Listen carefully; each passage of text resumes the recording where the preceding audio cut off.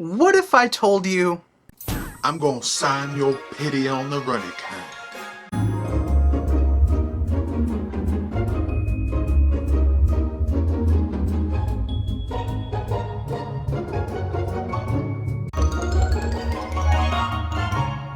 Oh hi, my name is DOOMNACK, and welcome to HECKLERS, the show where we hit the lights, roll the footage, and laugh at motion pictures of all sorts and kinds, by breaking them down into their three essential plot points: the setup, the confrontation, and the conclusion, or climax if you're nasty. Today's feature presentation is POOTIE TANG.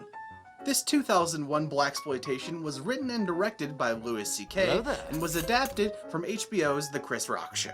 So chances are Chris Rock is gonna show up somewhere. With a 27% rating on Rotten Tomatoes, this movie flopped in the box office. The more this movie ages, the more you can't help but wonder, was it really bad, or was it really good? Or was it really good because it was really bad? Let's find out. Lights, popcorn, action. Here's POOTIE TANG. We start off with a man who doesn't appear to have an upper lip interviewing POOTIE TANG, and right away we notice that our main character talks like he's trying to sound out how a bass guitar sounds in the 1970s. Well, Bob, I'm a pawn Tony. Got my dealers on a pepper tank. I can't say the name of my brother. What a tie. The host asks him about his new movie coming out and begins to play a clip, which is actually the entire movie, because why the hell not? Cut to our narrator, POOTIE TANG's best friend, Truckee, who also plays Beebo the Warthog in the live-action Teenage Mutant Ninja Turtles movie. Oh, I'm a little piggy. Telling the story of hardship in our present time, and how the people's only hope is our crime-fighting superhero, POOTIE TANG. Truckee talks us into a scene where Pootie's arch-nemeses are dealing drugs, with the stupidest names for villains ever. That's bad bitch. That's Dirty D. That's Froggy. And check out this dialogue. Yo, Bad Bitty, how you be? I'm bad, Dirty D. You're still dirty, I can see. Let's deal, baby. Suddenly, I feel like I'm watching Matt TV. As they try to test their drug on a passing kid, whose name is... Kid. The dumbest kid in town. Our protagonist busts through some cheap boxes with his sports car. Oh, come on. That's funny. Wait, why is he dancing? I'm confused. I think he has to pee, is having a stroke, and not trying to fall off a balance beam at the same time. Dirty D, you a batty daddy lamata tebit shy. You swore! Get the pony! And then there's this scene.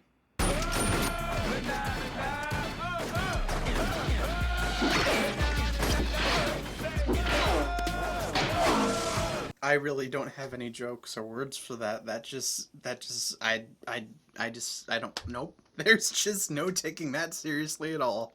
Finally, after spanking people with his belt, assuming that's his superpower, he catches up to Dirty D and tries to stop him. Hiya, POOTIE TANG. Yeah. Of course, what better way to catch a dirty villain than by making him... No, you gotta be kidding me, no. Sarate. That's so stupid. We pick up with narrator Truckee telling the story of how Pootie became to be the way he is. POOTIE TANG is too cool for words. If that's true, then why doesn't Morgan Freeman sound like a broken speak and spell too? Cut to his family, where we see the origin of his magic belt, owned by his father, Chris Rock. You got to have respect to get respect, POOTIE TANG. His mom dies, and shortly after, his dad is on his deathbed.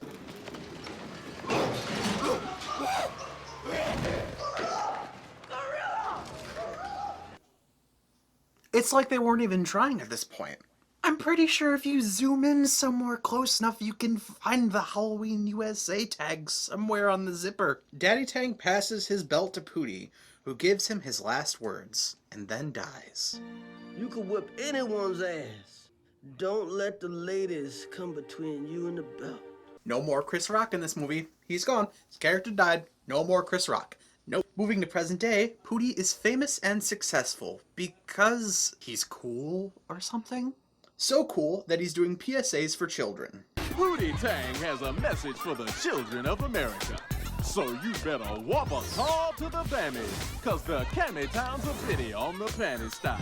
I have so many questions. Why the hell was he creeping so hard? Owners of fast food, cigarette, and alcohol companies Lecter Corp see this as a problem because their numbers are suffering due to Pootie's advertisements. Frank, I have a job for you. Ooh, corporate America villains. Now we're back on the street with Pootie's best friends, Truckee, Lacey, and... Wait, is that... Nope. It's just Chris Rock playing another character.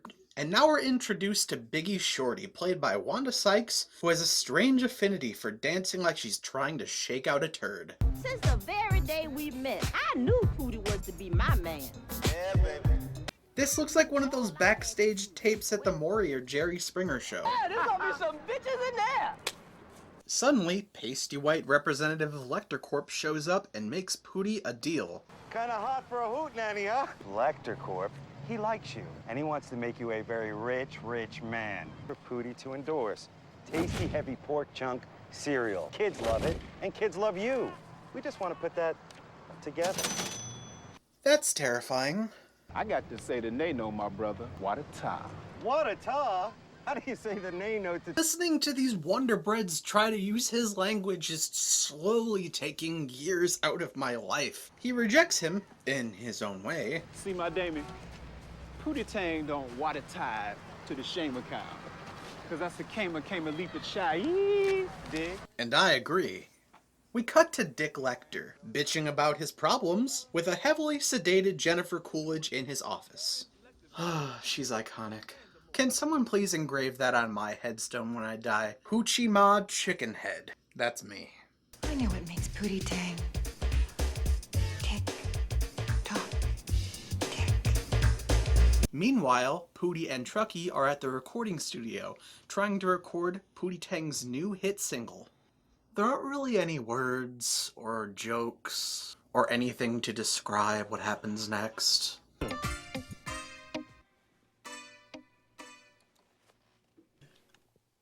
I'll play back the levels the way you said them. Everything's silent. Say it on me.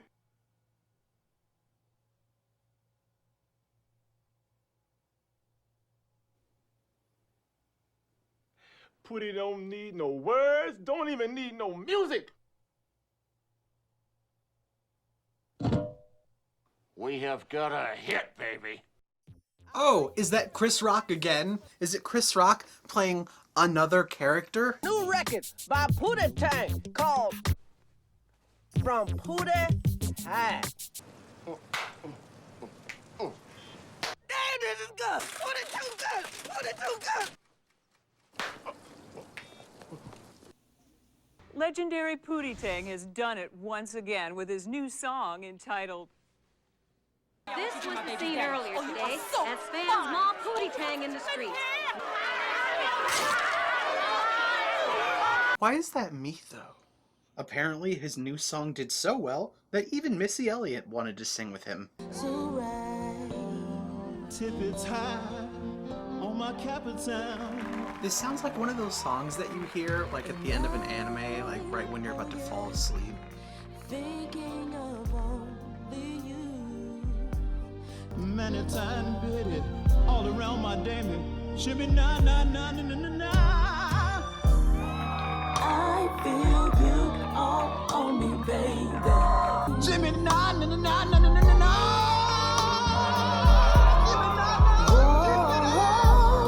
I'm a cry to Pooster. I'm a cry to Pooster. Following him to his room is the reincarnation of me chasing straight guys in high school.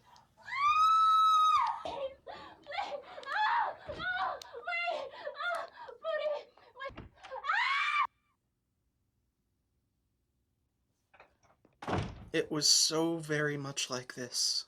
We'll just skip over the scene where Doc Brown thinks that Wanda Sykes is a hooker. How about you do the two of us?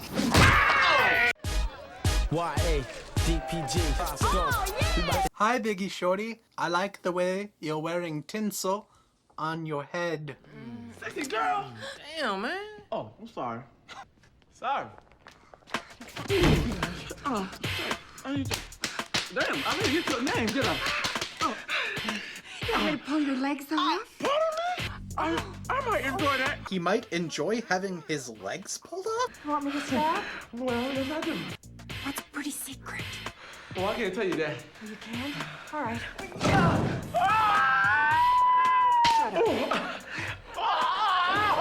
You know, I'm gay, so I'm not sure what she's doing here. But it looks unpleasant. It's the belt. It's the belt. It's magical. He can kick anybody's ass with that damn belt. Which explains his fame and fortune, I guess. So we go to the grocery store with Pootie shopping and Irene, who has killed a different colored bird to make a new hat. Remember earlier when Daddy Tang told little Pootie? Don't let the ladies come between you and the belt. Well, what Daddy Tang forgot to tell Pootie was about his only weakness. Hoes. Pootie Tang's belt was no match for Irene. You can't beat a hoe with a belt. They like that shit. It's true. Did my card hit your card? I'm so sorry about that. Why is she being so violent? I am very sorry. No great value sour cream and onion chips were harmed during the making of this picture. So she chews on his face until they get beamed up to Irene's boudoir. It's unclear whether they slept together or smoked some kind of plant, or maybe she just crushed him until he signed the paper. Dick Lecter has made Pootie sign away his rights to use his image for selling his immorally bad products. Surrender to Lector all the rights to my image and likeness. This is the end of Act 1, the setup. Now we begin Act 2, the confrontation. The point of which the consequences of our antagonist make our protagonist reach his lowest point, and are forced to confront the situation. It seemed that Dick Lecter had won. I'd say she's squinting, but I'm pretty sure she's trying to pickle a cucumber between her legs. Now that his belt is gone, people seem to hate him. It seems that his mojo is gone. And he turns to Biggie Shorty for help. We now go to the 2 post-sexy time, where Biggie Shorty has changed her wig for the 40th time this movie, and Pootie, for some reason, decides to wear a rope as a belt. I got a little farmhouse outside of Greenville. You go out there, find yourself, blah, blah, blah, but then you come back to me, okay? So Pootie spends his time at the farm rejuvenating himself, growing corn, which would normally take an entire season to do, but he manages to do within like a week. When he heads into town, he meets the sheriff and his daughter, 2 characters who you want to punch in the face every time you see them on the screen. Now, Stacy, honey, listen. There's a new fella here in town, so maybe you can marry him. That's what's so. Oh, Daddy! Cut that shit. See what I mean? She's a looker, ain't she? Yeah. Pootie Tang must have traveled south. Dirty D gets out of jail and meets up with Dick Lecter. Codename Dick D. Sorry. He discusses his plans to make doppelgangers of our protagonist. And remember, when making a public appearance, Pootie Tang always struts like this. Oh my god. In order to have his success uninterrupted, he tells Dirty D where Pootie is, gives him his belt, and tasks him with murder. Meanwhile, farmhand Miss Piggy is creeping around Pootie's farm and catches the attention of Pootie Tang, who seems to have insect-like reflexes. This food is the color of human blood. It appeases the gods, fat one. Baby, I'm gonna sign your pity on the runny kind. He said it! He said it!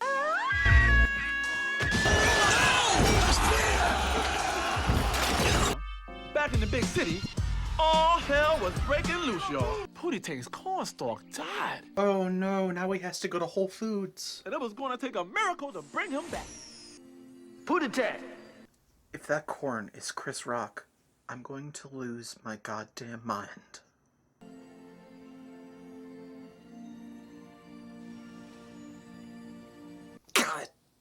Was he really growing corn out there? Or was there LSD in that fat lady's cooter? This is the ending of Act 2, the confrontation, and the beginning of Act 3, the climax. This point of the film decides if the crisis will be extinguished or not. With his regained confidence, he decides to gas up and head back to the city. Not before first being confronted by the sheriff, who could be confused for a Scooby-Doo villain. When's the wedding, huh?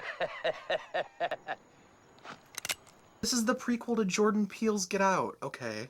Before he gets whisked away to his brother-cousin altar, Dirty D shows up to ruin the day. POOTIE TANG! POOTIE TANG! I still like the way he says his name, it's funny. He sounds like a pirate. Hiya! Damn! Wait!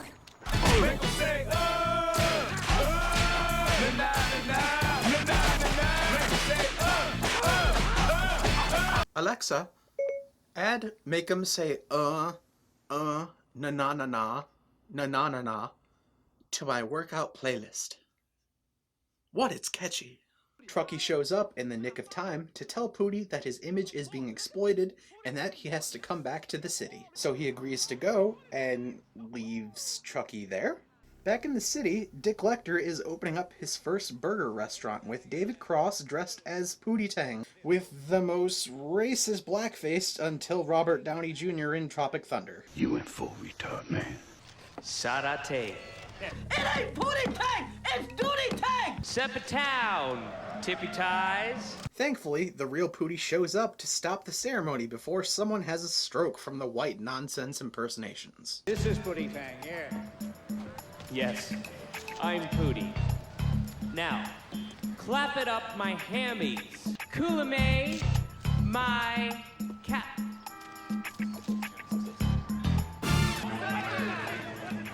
I'm here too. So being easily outnumbered, they beat up only a few imposters and send the rest running. They manage to stop Dick Lecter before he escapes. No, no, Pootie. This feels an awful lot like a pornographic film I've seen before. No, don't do it. No, don't do it. I'm a virgin. No. No. Yep, definitely. The movie closes saying what happened to each character. Pootie and Biggie Shorty ended up together, right after Irene joined the Slapaho tribe. And who cares where the rest end up, it doesn't really matter. Yes, I'm Pootie. So, did this movie age well? Kinda? The plot doesn't entirely make sense, the characters are a little weak, and sometimes the humor is kinda dry. But going through it now, it was funny because it was bad. Would I watch it again? Of course I would. It's fucking stupid. It's in like the same category as like Monty Python and Scary Movie movies. So the humor is really hit or miss. Underrated and underappreciated. This movie was damn awful. And that's why it's so good. But I want to know what you think. Let me know in the comments right after you like this video and subscribe to my channel if you haven't already. Tell me what movie you want me to heckle next. Until then, my name is DOOMNACK, and if you're not laughing, the joke is probably about you.